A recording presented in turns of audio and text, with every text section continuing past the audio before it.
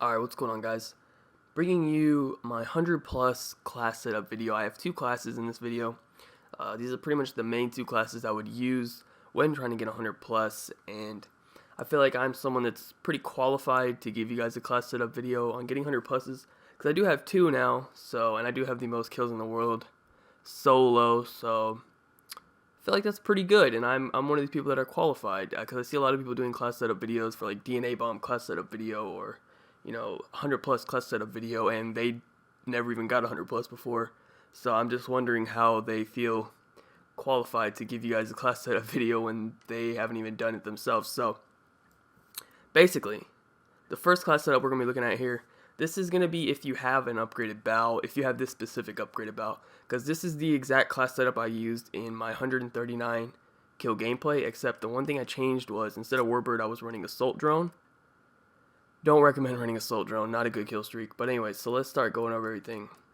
The thing about this bow is it has upgraded fire rate, upgraded handling, and reduced mobility. So mobility is not a big deal to me because I easily cancel that mobility thing out with this lightweight. So that's the reasoning for that. Normally I would run primary gunfighter, but I feel like it's not really that needed, and I really like this gun because of the increased fire rate and reload speed. Helps me out a lot, so that's pretty much that. So that explains the perk 1 grid. I always run low profile just in case they spam UAVs, because there is support UAVs. So I hate, being shown on the radar, because if I'm running a silencer and then I'm not running low profile, there's really no point, you know what I mean, if they see me anyway. So anyways, that's the reasoning for that. So I'm running the perk 1 grid there. Then we're gonna go to perk 3. I say if you're pub stomping and you're trying to get gameplays, these are the two perks you have to run. Some people don't run toughness and they run blast suppressor. I think scavenger's 100% you have to run that, because you don't want to be picking up some random ass kid's gun and it's terrible. But in my opinion, blast suppressor isn't needed if the kids are good enough to where they're finding you off your, when you move with the exo abilities, not exo ability, exo boost and stuff. Then they're probably good enough to where you're not going to get 100 kills on them anyway, so it's not even going to matter. And the kids that you are going to be dropping 100 plus on, they probably don't even realize what blast suppressor is, you know what I mean? So it doesn't really matter. But if you're playing good people, then I'd say you run blast suppressor. But if you're not, then you definitely got to run these two perks.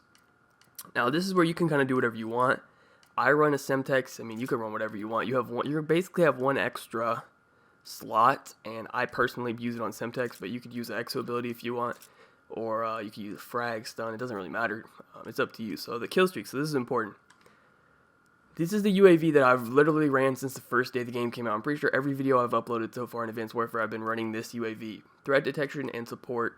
It's 600 extra points, but it's support, so it doesn't matter. You can die as many times as you want. Definitely recommend it. You could even, if you're playing not solo, if you're playing with like a friend or maybe even a full party, I'd recommend also running extra assist points.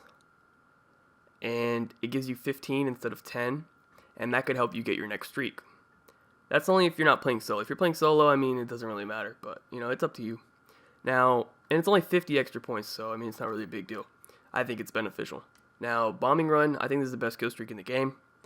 Gets me the most kills out of anything that I ever call in, and it's only 725 points. Now, you can't upgrade this to flare, but I don't think anyone's ever shot down my bombing run, so I don't understand the point of that. Stealth, that's not important either. Now, this could actually be good.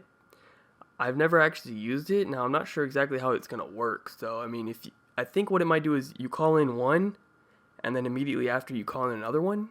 Now, that would be really good.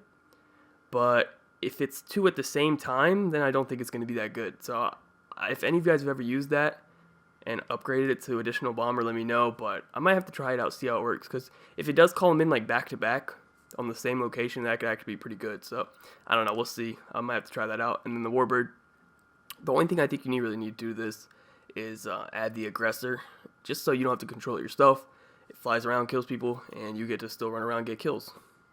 So yeah, this is the class setup if you have this upgraded bow.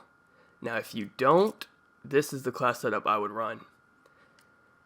Primary gunfighter, this is a regular bow, and I run flak and lightweight. And the thing with this class is I play a lot more aggressive with this class, because I don't have so it's 900 for the Warbird, so you kind of have to, you're not going to get that every life if you don't play like slow.